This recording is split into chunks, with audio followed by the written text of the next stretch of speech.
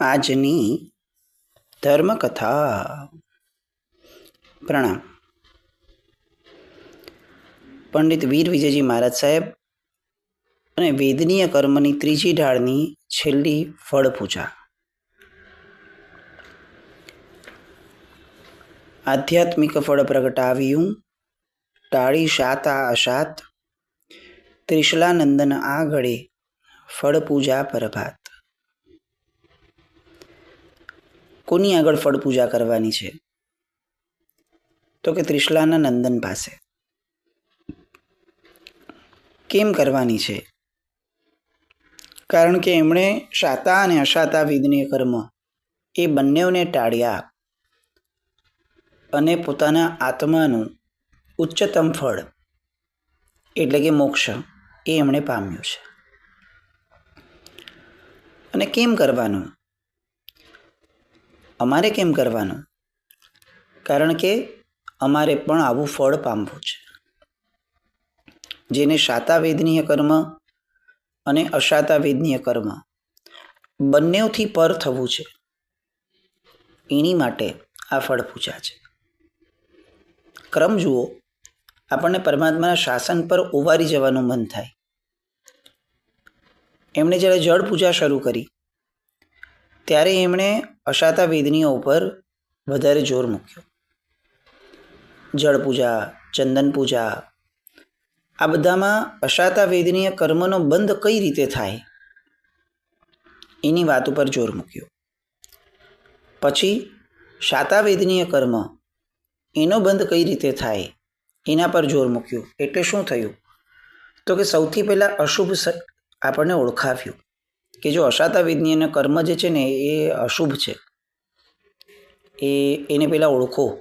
એના સ્થાનોને ઓળખશું તો એનાથી દૂર થઈ શકશું. પછી શાતા વેદનીય કર્મ એ શુભ છે, તો એ શુભને ઓળખો અને એના સ્થાનોને સેવવાનો પ્રયત્ન કરો. પછી શું કર્યું? તો કે હવે એને તો ઉદયને ઓળખ્યું તમે બંનેના, હવે બંનેના બંધને ઓળખો કે ભાઈ કેના દ્વારા આવો બંધ આપણે ભૂતકાળની અંદરમાં કર્યો હતો. એ સમજીને શું થશે? તો કે સમજીને એ થશે કે આ ભવની અંદરમાં હવે નવો બંધ ન થાય એનો વિચાર કરો. એમાં પણ એમણે અશાતા વેદનીયના બંધના નિવારણ માટેની વાત કરી, શાતા બંધના નિવારણ માટેની વાત ન કરી. શાતા બંધના સ્થાનો સમજાવ્યા. બધું જ થયું અને છેવટે હવે જ્યારે ફળ સ્વરૂપે આખી આ ક્રિયાના ફળ સ્વરૂપે પ્રભુને સમર્પિત કરવાનું છે ત્યારે એમણે એમ કીધું કે એવા તત્વને પૂજો કે જે શાતા વેદનીય કર્મને પણ છોડીને ગયા અને અશાતા વેદનીય કર્મને પણ છોડીને ગયા. એટલે શું? તો કે શુભ પણ નહીં, અશુભ પણ નહીં, શુદ્ધને પૂજો. આ લોકોત્તર શાસનનો ક્રમ છે. આપણને સૌથી પહેલાં અશુભમાંથી શુભમાં લાવશે અને જ્યારે એમ લાગશે કે આમની કક્ષા, પાત્રતા એ હવે અશુભમાં જવા જેવી નથી રહી, પરિણતિ બહુ સરસ ઘડાઈ ગઈ છે, ત્યારે એમ કહેશે કે આ શુભ પણ છોડવા જેવું છે અને અંતે શુદ્ધ પામવા જેવું છે. જ્યાં સુધી જીવને શુભ અને અશુભ બંનેથી પર થવાનું નહીં શીખવાડીએ ત્યાં સુધી એનું અંતિમ લક્ષ્ય એ એને મગજમાં નહીં બેસે અને એટલે એનું ચકરડું ફરીથી ચાલી રાખશે. ગઈકાલે આપણે વાત થઈ એવી રીતે કે આપણે ભક્ષ્ય અને અભક્ષ્યના વિવેકમાંથી બહાર જ નથી આવતા. કેમ? કારણ કે આપણને અભક્ષ્યનો ત્યાગ શીખવવામાં આવ્યો. એના કારણે શું થયું? તો કે આપણે અભક્ષ્યના ત્યાગ કરવાની દિશામાં આગળ વધ્યા, પણ અભક્ષ્યની અનાદિની આસક્તિના કારણે આપણે વારંવાર આમ અહીંયાથી ત્યાં થતા રહ્યા કે ક્યારેક ભક્ષ્ય પદાર્થ વાપરતા રહ્યા. અભક્ષ્યની આસક્તિ ઊભી થઈ, અભક્ષ્યએ ખેંચાણ ઊભું કર્યું, આકર્ષણ ઊભું કર્યું. આપણે ફરીથી ત્યાં ગયા, ફરીથી પાછું આપણને મહાત્માઓએ વાળ્યા, ગુરુ ભગવંતોએ કે ભાઈ અભક્ષ્યનો ત્યાગ કરો. આમ કરતાં 80 વર્ષનું જીવન પૂરું થઈ ગયું અને આપણને એ ખ્યાલ જ ના આવ્યો કે આ ભક્ષ્ય અને અભક્ષ્ય બંનેમાંથી પર થઈ અને મૂળ તો અણહારી થવાનું છે. એટલે અણહારીની આસક્તિ ઊભી થાય. અણહારી એટલે શુદ્ધ. શુભ અને અશુભ બંનેથી પર થવા માટે આ જન્મ છે અને એટલે જ આ લક્ષ્ય બાંધવું બહુ જ આવશ્યક છે. આ અષ્ટમી ફળ પૂજાની ઢાળ. કદાચ આ ઢાળ વાંચીએ ને તો એવું લાગે કે વર્ધમાન સ્વામી ભગવાનના જીવનની અંદરમાં, એમની બાળ અવસ્થાની અંદરમાં એમના દ્વારા પેલા દેવનો ઉપસર્ગ જે રીતે ટળાયો હતો એનું જે રીતે વર્ણન અહીંયા સાહેબે આ ઢાળમાં કર્યું છે, આવું બીજે મળવું બહુ રેર છે, જવલ્લે છે. આપણે ત્યાં વર્ધમાન સ્વામી ભગવાનની સાધનાના વર્ણનોમાં સેંકડો આપણને શાસ્ત્રો મળશે, સેંકડો, કે ભાઈ દીક્ષા લીધી પછી ભગવાનને કેવા ઉપસર્ગો થયા, ઢગલાબંધ શાસ્ત્રો, આગમો, પુસ્તકો, બહુ જ બધું મળશે. ભગવાનના પૂર્વભવો માટેની પણ ઘણી બધી વાતો આપણે ત્યાં છે. જે બહુ જ ગૌણ કરાય છે હંમેશા એ છે ભગવાનના બાળપણની વાતો, ભગવાનના બાળપણમાં થયેલા કોઈ પ્રસંગોની વાતો. કલ્પસૂત્રજીની અંદરમાં આમલકી ક્રીડાની વાત છે, પણ કેવી? સામાન્ય રીતેનું વર્ણન કરવા જેટલી લાગે એટલી જ, એનાથી વધારે નહીં. કોઈ કવિએ આ બધી વસ્તુઓને ગાઈ હોય એવું તો આપણને ક્યાં સાંભળવા મળ્યું છે? પણ અહીંયા વીર વિજયજી મહારાજ સાહેબ આમ પણ આપણે જીવનમાં ક્યારેય ન સાંભળ્યું હોય ને એવું જ સંભળાવવા બેઠા છે. વીર કુંવરની વાતડી કેને કહીએ રે, કેને કહીએ, નવી મંદિરે બેસી રહીએ, સુકુમાળ શરીર. બહુ સરસ વાતો બધી.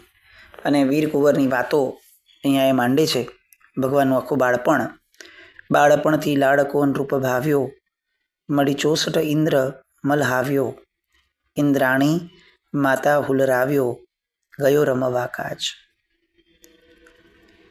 જે રીતે એમનો આ મેરુ પરનો અભિષેક વગેરે થાય છે એ વાત, અને પછી જ્યારે ભગવાન સામાન્ય બાળકોની વચ્ચે રમવા જતા હશે ત્યારે કેવા લાગતા હશે એની વાત. છોરું છાંછળા લોકના કેમ રહીએ, એની માવડીને શું કહીએ, કહીએ તો અદેખા થઈએ, નાશી આવ્યા બાળ. કેવું આમ સામાન્ય વર્ણન છે આ, સરસ મજાનું અસામાન્ય, કે અન્યના જે બાળકો છે એની ભેગા જ્યારે ભગવાન રમવા ગયા હશે ત્યારે એ બાળકોને વળી શું કહેવાનું હશે કે ભાઈ જોજો, સમજો, આ ભગવાનનો જીવ છે, આ 3 લોકના નાથ થવાના છે. આવું તો કોણ કહેતું હશે?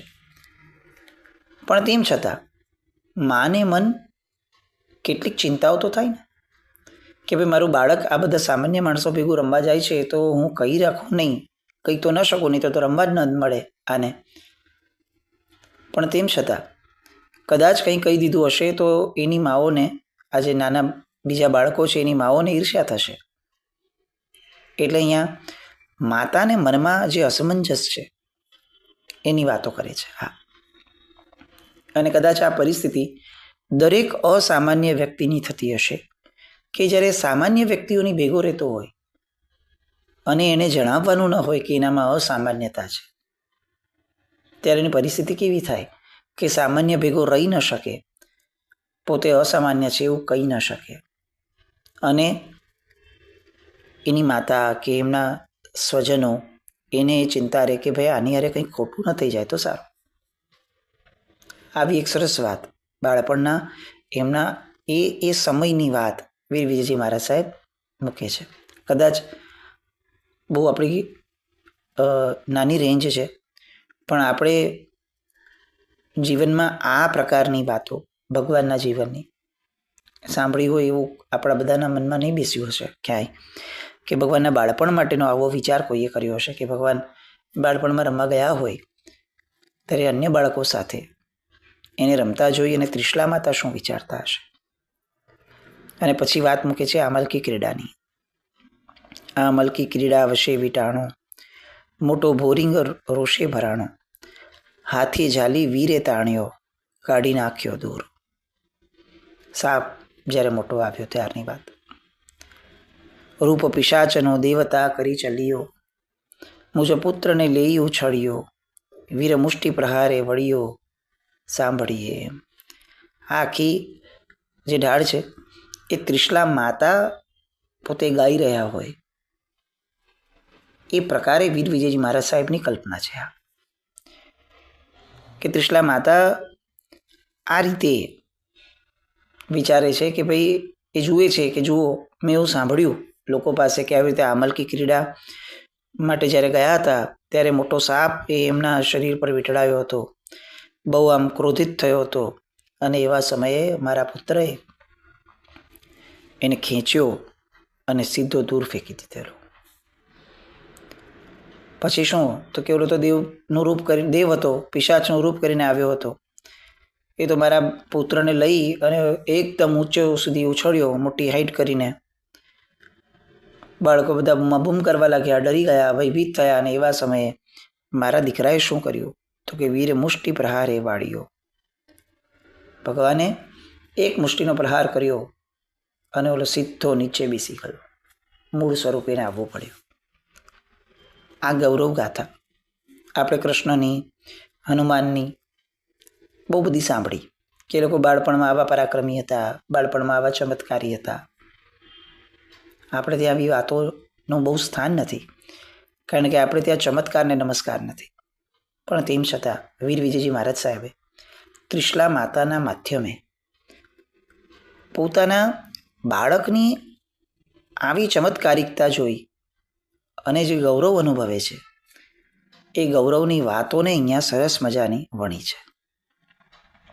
ત્રિશલા માતા મોજમાં એમ કહેતી, સખીઓને ઓળંભો દેતી, ક્ષણ ક્ષણ પ્રભુ નામ જ લેતી, હારે તેડાવે બાળ. શું કરે છે, તો કે આ બધું જ્યારે સાંભળ્યું ત્યારે બહુ ખુશ થઈ કે અચ્છા, મારા બાળકે આવું કર્યું, મારો બાળક આવો પરાક્રમી છે. એક મુષ્ટિ ઉગામી અને આ પિશાચ જેવો પિશાચ એ સાવ ભાંગી પડ્યો. અને સખીઓને કહેતી કે મારા બાળ માટે હું હંમેશા કહેતી હતી ને કે એ ચમત્કારિક છે, એ બહુ પરાક્રમી છે, 3 લોકનો નાથ થવાનો છે. તો કેવો એ પરાક્રમી હોય, કેવો સત્વશાળી હોય. આમ સતત મા તરીકે એ પોતાના બાળને યાદ કરતી. વાલ ભક્તિ, સ્નેહ ભક્તિ કેવી હોય, વાત્સલ્ય ભક્તિ. જ્યારે આપણને ખબર પડે કે આપણું બાળક ભગવાન છે, ભગવાનનો જીવ છે, ત્યારે અસમંજસ ન થાય કે હવે હું એને ભગવાન તરીકે માનું કે મારા દીકરા તરીકે માનું. કારણ કે દીકરા તરીકે માનીશ તો એ અહોભાવપૂર્વક નહીં રહી શકું. વાત્સલ્ય જ એવું છે કે જે હંમેશા બાળકને પોતાના કરતાં નાનું જ ગણાવે તો જ વાત્સલ્ય થાય.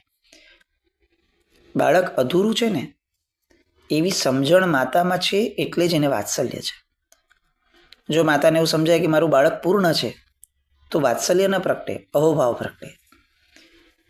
એટલે અહીંયા માતાને એ આશ્ચર્ય છે કે હું કેવી રીતે આની હારે વર્તન રાખું, વ્યવહાર રાખું.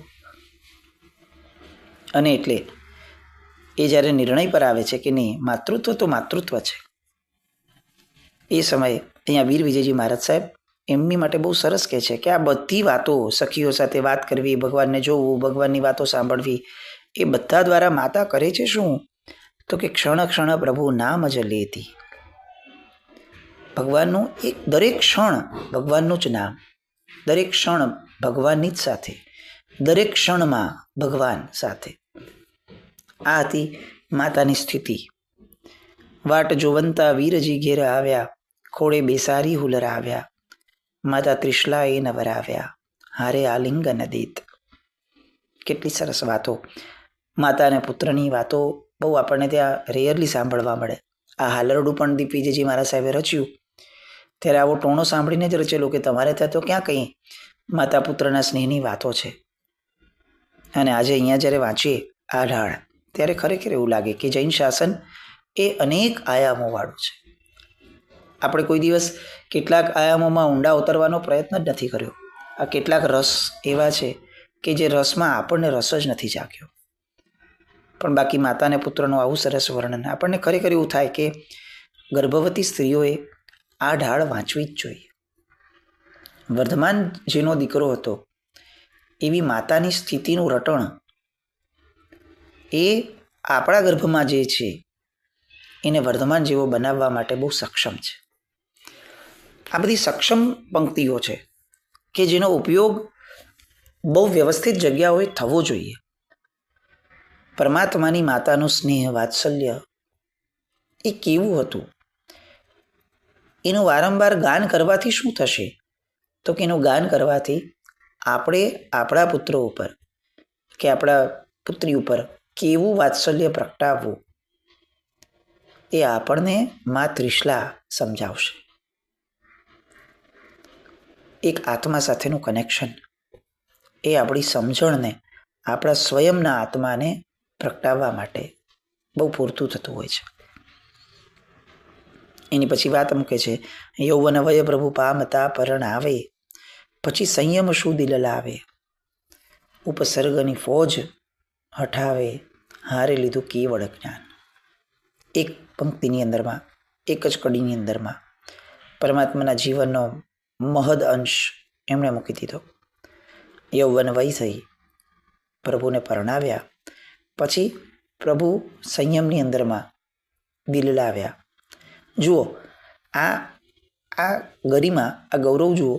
જે વ્યક્તિ અશાતા વેદનીય, શાતા વેદનીય, આઠે કર્મના સૂક્ષ્મતમ વાતોને આપણી સામે વર્ણવે છે, એ જ વ્યક્તિ જ્યારે માતાના સ્વરૂપે, માતાના અન્વયે વાત કરે છે, ત્યારે શબ્દ શું મૂકે છે?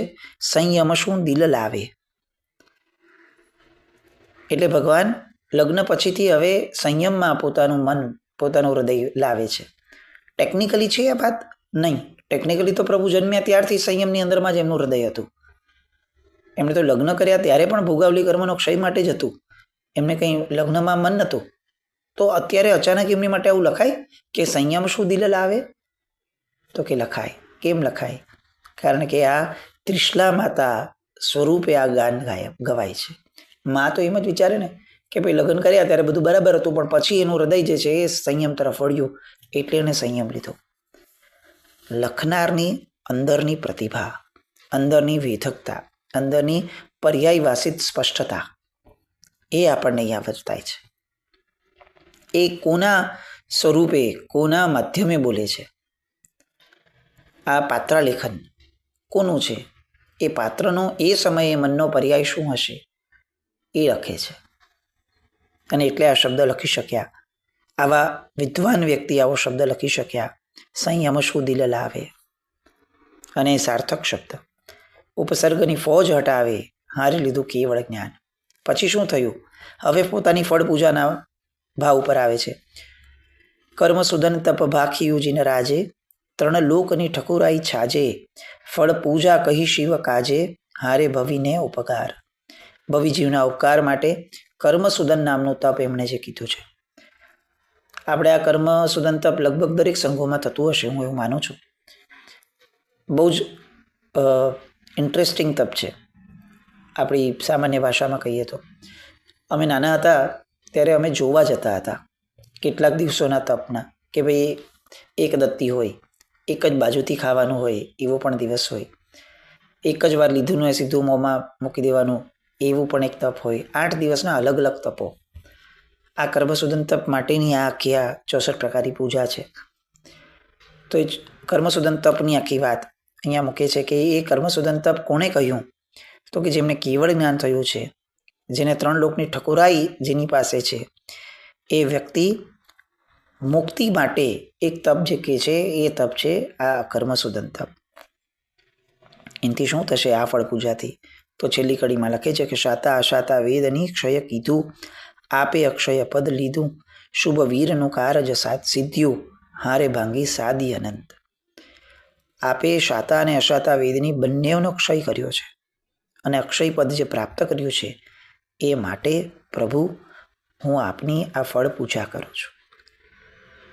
ઇન્દ્રએ ફક્ત ફળ કરી હતી પૂજા એટલે હું ફળ પૂજા કરું છું એ વાત તો બહુ સામાન્ય થશે, પણ આપ કૃતકૃત્ય થયા છો. એ કૃતકૃત્યતા રૂપી જે ફળ આપે પ્રાપ્ત કર્યું છે એ ફળની પ્રાપ્તિ મારે પણ કરવી છે, એટલે હું આ ફળ પૂજા આપની કરું છું. અને છેલ્લે મંત્રમાં લખી દેજો ઓમ રીમ શ્રીમ પરમ પુરુષાય પરમેશ્વરાય જન્મજરા મૃત્યુ નિવારણાય વેદનીય કર્મ દહનાય. વેદનીય કર્મને બાળવા માટે ભગવાન શ્રીમતે વીર જિનેન્દ્રાય ફલમ યજા મહેસ્વાહા. 8 કર્મોને બાળવાના છે. એમાંનું આ પ્રભુ મેં 3જું કર્મ બાળ્યું અને 3જા કર્મને બાળવા માટેની આ અંતિમ ફળ પૂજા એની વાત અહીંયા મૂકી અને 3જો દિવસ અહીંયા સમાપન થયું. વેદનીય કર્મ એના નિવારણ માટેની ત્રીજી પૂજાનું અષ્ટક અહીંયા પૂર્ણ થયું. હવે ચોથો દિવસ આવશે, જેમાં ધ્યાપનીય મોહનીય કર્મ સૂદનાર્થમ ચતુર્થમ પૂજા અષ્ટકમ. મોહનીય કર્મના ક્ષય માટેની, મોહનીય કર્મની સમજણ માટેની જે ચોથા દિવસની પૂજા છે, એ 8 પૂજાઓ એની શરૂઆત થશે. એ ચોથો દિવસ આપણે આવતીકાલ પર રાખીએ. પણ આ વેદનીય કર્મની શાતા અશાતા, એના બંધ, એના સ્થાનકો, એનો ફરી એકવાર સ્વાધ્યાય આજે કરીએ કે જેના કારણે આપણને શાતા અશાતા વેદનીય કર્મો કેવી રીતે બંધાય, એની હારે કેવી રીતે ટ્રીટ કરાય અને છેલ્લે એનાથી પર કેવી રીતે થવાય, એ બધી વાતોનો સ્વાધ્યાય કરી આવતીકાલથી મોહનીય કર્મ માટે આપણે સમય લઈશું. જીનાજ્ઞા વ્રત કંઈ પણ બોલાયો તો મિચ્છામિ દુક્કડમ. જૈનમ જયતિ શાસન.